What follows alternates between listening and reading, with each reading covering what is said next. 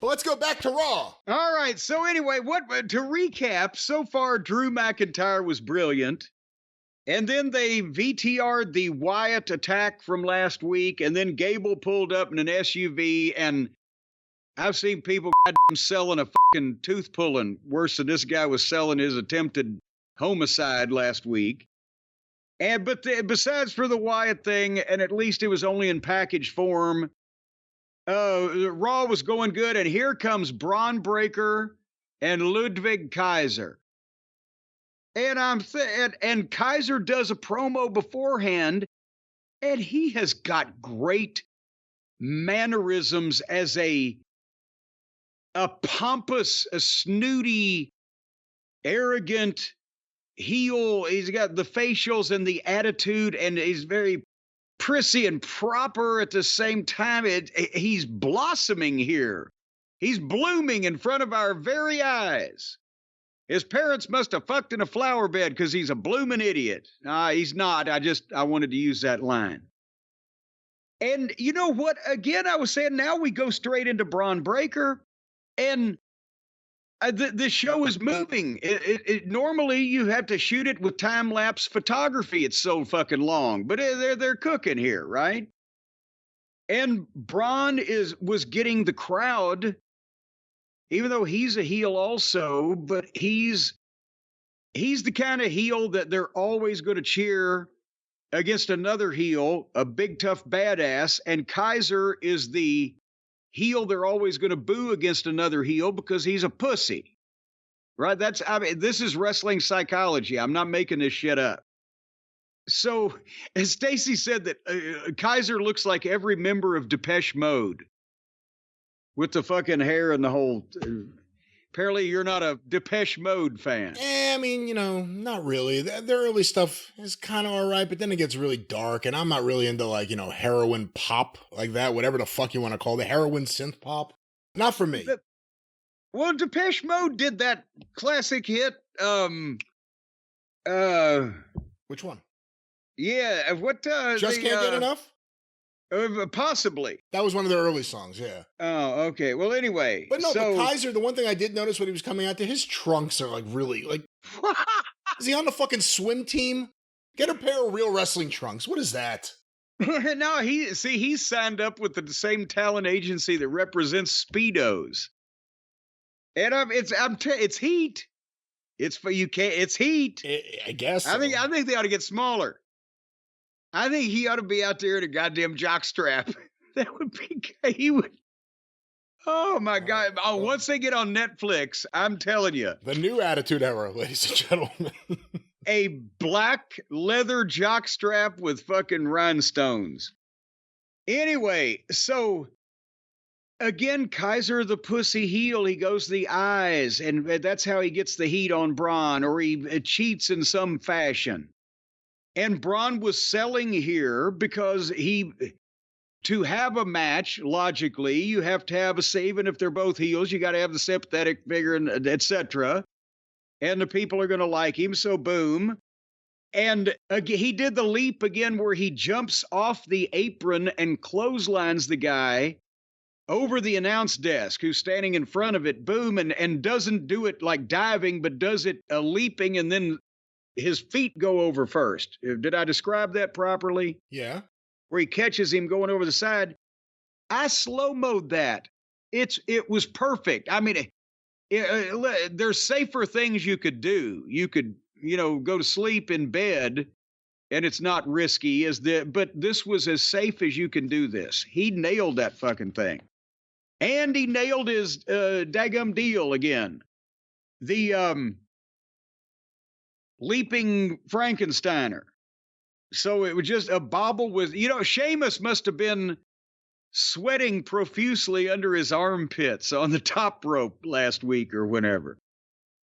But nevertheless, boom, they had a good match. Kaiser he's being allowed to blossom now instead of being henchman number 3 in a fucking Batman episode, right? He's his own guy. And the problem was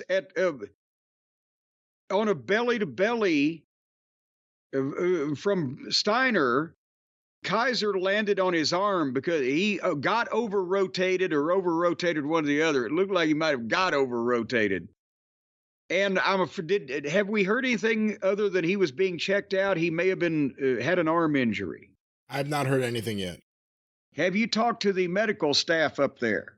We've exchanged messages.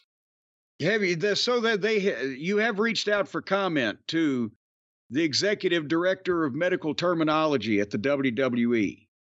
I reached out. I don't know about comment. I had a splinter. I needed some help. Well, all right. Well, in that case, we'll report back. But hopefully he's okay. Anyway, boom, boom, boom. As they say, Bron belly to bellied him over the top. Kaiser dodged the spear. Kaiser went for a kick and ran right into Sheamus's kick. He appeared.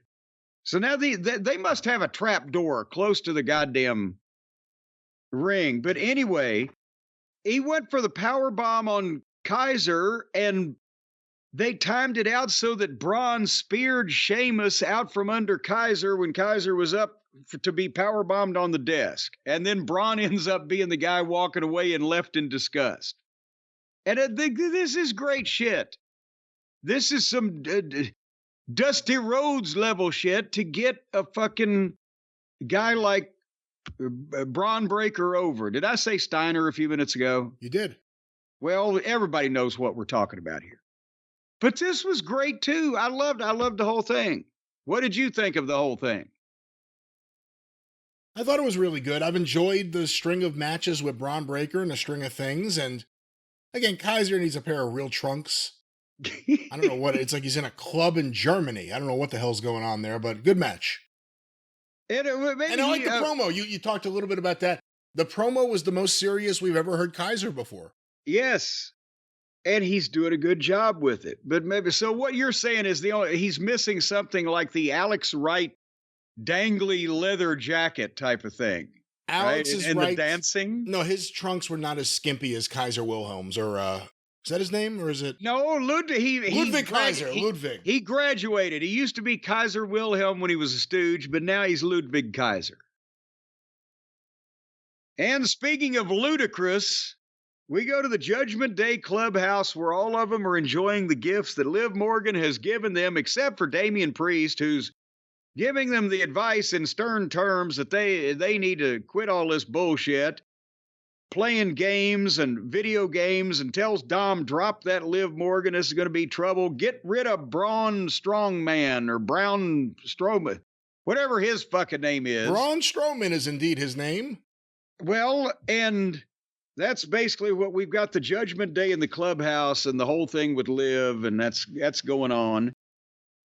And but then hold on, go ahead. What are you saying? No, maybe I'm jumping the shark because I don't know what else you're going to talk about with the Judgment Day and Liv. So well, just that was the thing. There's more on that later, but that was where that was. And then they go back to Bron Breakker, who's in the back bitching at Adam Pearce about interference in his business, and Sami Zayn comes in and says, well, you want a match for the Intercontinental title? Well, you can have it anytime, any place, anywhere. And boy, if I was Sami Zayn and I was looking at Bron Breakker, I wouldn't say that. But he's a feisty young chap. That should be a hell of a match. Yes, it's going to be. And I'm looking forward to that. And he says Money in the Bank, and Sami agrees to it. So we've got that. That should be a hell of a match. I'm actually really interested to see him work with Sami one-on-one. That should be good. I'm wondering if they're going to put it on him. Huh. I mean, we originally might be interesting. We originally said that he was our guy to beat Gunther. And as of now, him coming in as a heel and doing all this, it was the right move that they didn't do that. They put it on Sami. Sami's run has really been used to kind of elevate Gable. Bronson Reed's been in like 45 three-way matches, never won a goddamn thing. Right? He's always in a three-way match for like the Intercontinental title and he never wins. Had 45 three-ways and never won a goddamn thing is the new equivalent of broke whatever and never won a goddamn or drew a goddamn dime. Sami's been showing a little bit of a harder edge, or I don't know how you want to phrase it, putting the belt on Bron, and it may be a good thing for Sami to kind of freshen him up a little bit. And it doesn't hurt to have a guy like Bron hold a belt if he's not going to lose it for a while. It'll just add to the credibility of the belt and the credibility of Bron Breakker.